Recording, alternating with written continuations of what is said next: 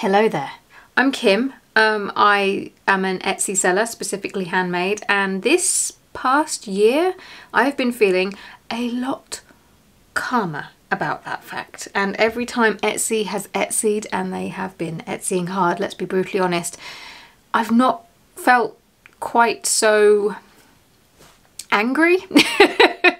Essentially that's because I've spent a lot of time trying to escape the Etsy rut, basically. And I've made a lot of changes to my business, specifically the Etsy product side of things, that I thought I would talk about this week, in case it might also help you too. This is not to say that you should stop selling on Etsy, absolutely not. It's a good tool to have, and you can make sales on there, organic ones. And let's be honest, you're not going to say no to an organic sale, so definitely keep on using Etsy. But this is to sort of help you as a handmade business seller not be quite so reliant on it, because it's a roller coaster on a good day. And like the thumbnail suggests, sometimes I do feel like Etsy is this angry little stick man that's just losing his mind and shouting and you do this and we want you to care about this and rah. I've made enough changes now to be able to go, no thank you. Alright, so we'll start with the first one. And unsurprisingly, it's starting my own website. Now, I do want to say this is not necessarily something that you need to do, and I want to talk about this a little bit. There's reasons why you should work towards building your own website, but there's also reasons why you shouldn't. If you're just starting out and you can't afford to create a website, I mean, it costs me about £19 a month, although I don't pay monthly. I have a Shopify website and I pay annually. So it's quite a lot up front if you are a small business and your income is quite low. But having a website is I wish I could sort of just reach into the camera and just touch your hand and let you feel what it feels like to have that as a net. As a safety net, because it's just, it's worth every penny. But don't worry, I'm going to talk about a couple of other things that don't involve cost that you can do. So, but this is the costy one, this is the pricey one, and it's the website. There have been so many months where my sales have been from my website. Now, the common pushback that I get comes from people saying, oh yeah, but you've got to generate your own traffic, you've got to send people there and what have you. My argument to that was, well, yeah, but I had to do that to Etsy anyway. And since I've moved my efforts to my website over Etsy, I don't make many sales on Etsy now, because most of the sales that were coming in, I was sending them there. I was creating the buzz, the traffic was coming over through stuff that I did off of the shop, and I was using Etsy as a sort of a cart for hire, essentially.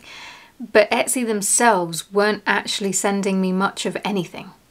So it seemed to be that you either paid for views and that helped generate sales through ads, or you had to push it all there yourself. Now, I don't run ads. I think that's a very pricey way to run a business and not always very sustainable. I know it's popular in the print on demand and digital niches, but no thank you. Small handmade. I don't have an advertising budget, but I do have other things that I can use to generate my own traffic that lead into sales. But again, it was all me. And so my thought was, well, I may as well just move that over to a website, because then I don't have to worry about the Etsy fees. I can sell my items cheaper on my website because I don't have to factor in the extra fees on top, which means I can pass that saving on to my customers. Whereas on Etsy, my prices have to be higher to cover the fees involved. It's so much more expensive to sell one thing on Etsy than it is to sell on a website or social media or elsewhere, I've noticed. I've said this 1,000 times, Etsy's fees are low, but individually. Once you've added them all up, They're bloody expensive. And the fact that they still manage to hook so many people into offsite ads without explaining that they've been opted in, or even explaining what they are, until someone finds out the hard way when they've sold something and then they see the fee, and it's and this is on top of all of the other ones as well. Yeah, a website, well, I had been in business for 10 years by that point and only used Etsy, so I was overdue, let's put it that way. If you have just started out your business or you're in the early stages, you might not be ready for a website, and that is perfectly fine. But also, websites aren't necessarily a good fit for certain niches. Again, I'm handmade, I don't have anything in the background that I can point to. Hand embroidery, I guess, is my niche, and specifically I make things like project bags and finished art. Do I have some? Well, this isn't finished art, but you know, it's hand embroidery. This is actually for a little something else that I'm working on, but that's for another day. Actually, no, it's not. It is relevant because this, something that I stitched up for a cup, a podcast cup, which if you're a regular here, we will have spoken about in the past. Can you guess? There's going to be some writing. This is going to be on a cup, and there's going to be a saying that I like to say. Can you guess from this what it will be? I digress. Again, like I said, kind of my thing. Oh yes, website. Not a good fit for everyone. I don't know if any vintage sellers would agree with me on this, or even if you sell supplies, but usually in some categories, selling on third-party platforms such as Etsy, but also eBay and Amazon and the like, are a good fit. Or what's the other one? Depop? I don't know what that's like for vintage. Vinted, that kind of thing. It can be good to spread yourself out, so you don't necessarily need a website, but you do need to get off just Etsy. But for handmade sellers, it tends to be a better fit and a good idea because it becomes a hub.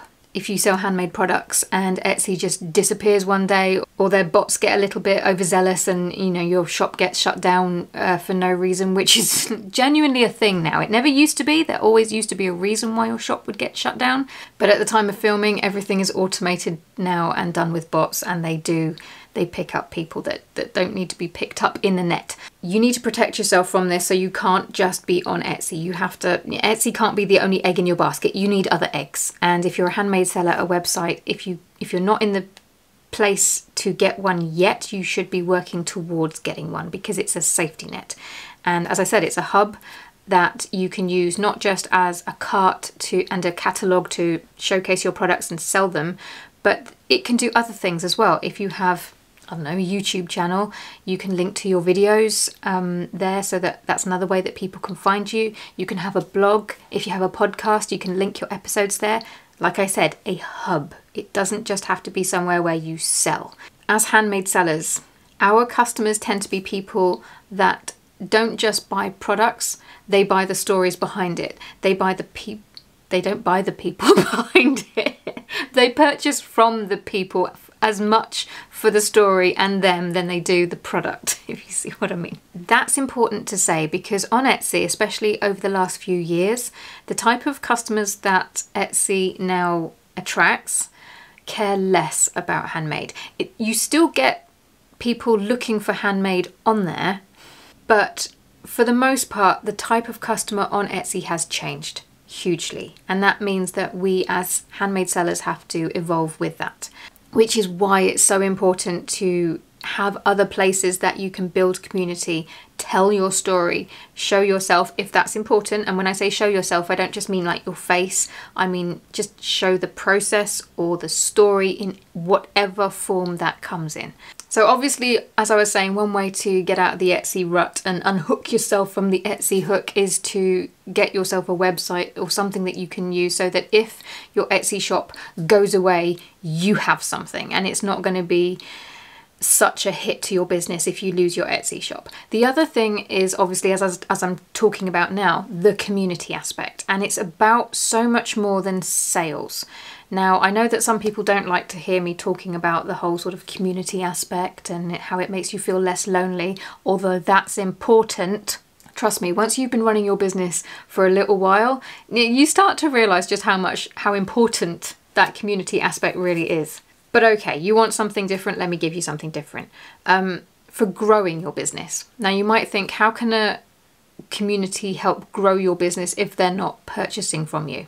They can help you grow, they can help you improve, and I'm going to give you an example of how. Last week, my video went up and it has ads in it because, hello, I have a mortgage to pay. However, YouTube has been a bit tricky lately. Usually what they do is that they automatically put ad slots in your videos, fair enough. They tell you that they won't necessarily use all of them. They will take it person by person, viewer by viewer, and only show up ads dependent on their previous viewing history. So you shouldn't be overwhelmed with ads. You should see a regular amount, and the slots are just sort of opportunities to put them in, but they won't necessarily use them all. However, I have noticed that the last month or so, they seem to have dialed up the whole thing, and they're using all of the slots. So it gets a bit overwhelming. But someone from my community, hi Valerie, if you're watching by the way, told me in a very lovely way that the ads were a bit, and I was like, really? Wait, it's a half an hour video, so there are going to be ads in there, but it can't be that bad. And I went in and there were six slots. That's, I'm sorry guys, I was not aware. I thought there would be 1 or 2 maximum on a half an hour video shown to you. So I took them out. Not all of them, because again, mortgage, but I took them out so that there are only 2 available slots that YouTube can use. Now, I don't want to get into the whole ad thing. If anybody's going to come at me and go like, oh, ads are annoying. Yeah, I know, but this is a job, it's work, so we have to make money somehow, otherwise we wouldn't be able to rock up and make these videos that you get to watch for free. But if it hadn't have been for my community letting me know, then YouTube, without my knowledge, could have ended up isolating my audience and peeing people off, and that hurts my business. So by communicating and letting me know, I've been able to make a change. I now have an alarm on my phone that goes off every single Monday at 5 p.m. when my video goes live. And I go in and I make sure that there's only the right amount of ads on the video. Now I'm telling you that story because to me, or for my business at least, that is a brilliant example of how my community has helped me improve my business. Because, sorry YouTube, but you were hurting it. I will say though, just as a little digression here, YouTube have recently had a campaign where they are offering a free trial of premium. Is that what it's called? You know, when you can get it ad free.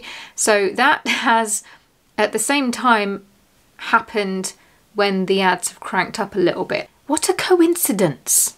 Unfortunately, it's kind of damaged my trust in the automatic placement of ad slots. So there's that. But I didn't come here to talk about that. I'm just offering that up as an example of how valuable your community can be and how it can help you grow and improve your business without a penny being spent. Still think you don't need a community? I think you do.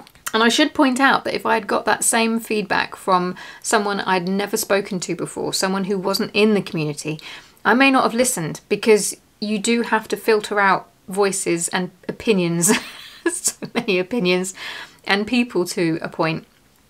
Otherwise, you just go crazy. And there's a lot of people that will rock up and will have opinions that, if you listen to them, could hurt your business. So you want to trust where you're getting your feedback from. If it's your community, you can trust that more than the opinions of some random who might shout at you. Let's move on. Okay, so mailing lists. Let's just talk about that for a moment. And I usually lose people here because it's quite a boring topic. And also I think there are a lot of people now who think that mailing lists are either too hard or they've had their day and they're not important. Oh, no. I'm like Gollum with my mailing list. It's very small, but I'm very protective over it. A lot of people, when they're using places like MailChimp, I believe it's free up until about 2,000 subscribers, and then after that you have to start paying for it. I don't know. I should know because that's the platform that I use, but I'm nowhere near 2,000 subscribers, guys, so I don't know what the figure is. My mailing list is teeny, teeny, tiny. And you know what? I'm about ready to send another email out to a specific group of people who haven't opened my emails for a little while, and if they don't reply back and say, yeah, I want to stay on your mailing list, I'll be getting rid of them. Now that's usually something that people do when they get close to the 2,000 subscriber threshold, so that they can make sure that their mailing list is good quality and they're not paying to have people who aren't even opening their emails. I do it anyway because, like I said, Gollum. I'm not interested in growing a huge mailing list. I've said it before. Numbers are just vanity metrics, and no one even sees these ones, so it's just ridiculous. I don't want to build a mailing list full of people who just have the vaguest interest in what I'm doing, or have only signed up because I've given away something for free that they don't really care about. And I think a lot of people are put off from starting a mailing list because of the amount of strategies and tactics out there that are created by, you know, the types, the kind of the get rich quick bros, or the girl bosses. God, that's so snarky, but you know what I mean, where like you got to build your funnel and it's got to work when you're sleeping and generate dollars upon dollars. You don't have to email people every day, every week, every month. You don't have to come up with these lengthy, interesting newsletters. You don't have to come up with a free lead magnet. Most people don't care, or they'll sign up to get the lead magnet and then they'll unsubscribe. What you want are people who are genuinely there for your offering. But the one thing that I found is that one email subscriber can be equal to 50 odd social media followers in terms of quality. And what I mean by quality, because I don't offer any bells and whistles, it's only attracting the people who are the most interested in my products. And I'm talking about my handmade products now. So everyone on there is there knowing that they're going to be sold to, they're going to be told about new products, and they're going to get a discount, and that is it. You might think that's quite a lot of friction. Like, who's going to sign up to that? Who is going to sign up to that? Only people who are interested in that. And that's why it's such a small mailing list. It's just full of the right people. And it's why I'm so Gollum-like about it, because I don't want people on there who aren't interested in my thing. They can sign up if they want, but they'll get kicked off eventually. If they don't open my emails. So those are the three things, the three main foundation blocks that I have been focusing on over the last year or so.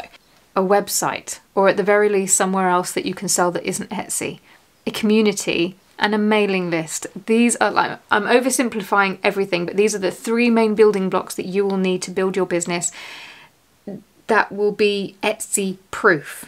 If you had 1 hour a week to dedicate to these three things, you could spend half an hour on a website, 15 minutes on building a community, and 15 minutes on a mailing list. Half an hour on your website could be creating the account, having a quick look around just to see what things look like.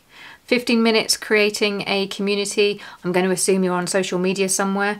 It could be sitting down and creating a post that you can pin on your grid, so that it's like a welcome post. I have them on mine. You can have a look at there if you want to see what I'm talking about, but it's just something so that if anybody new lands on your account, they can see who you are, what you do, what you're about, and they can decide like that if they want to stick around or not.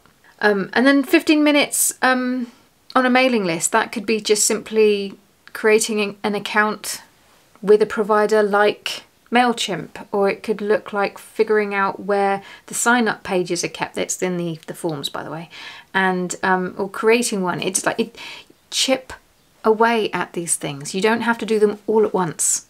I've managed to get out of the Etsy rut, not be so dependent on them, keep my business going in a recession, and do this full time. I've said it before, folks, if I can do it, you can. These things are actually pretty easy to put into place. They just take time. The hardest thing is learning patience and consistency and trusting that with time you will start to see results. These are the things that people trip up on. And remember, don't see these things as huge projects that you've got to get done all at once, especially when you've got all of your other life stuff going on and other things in your business to do at the same time. You can chip away at these things. Just put in an hour a week, if that's all you've got. And it doesn't have to be an hour all in one go either. It can be 15 minutes here, 10 minutes here. When you get the time, just make it a priority. The secret sauce that I've found is consistency.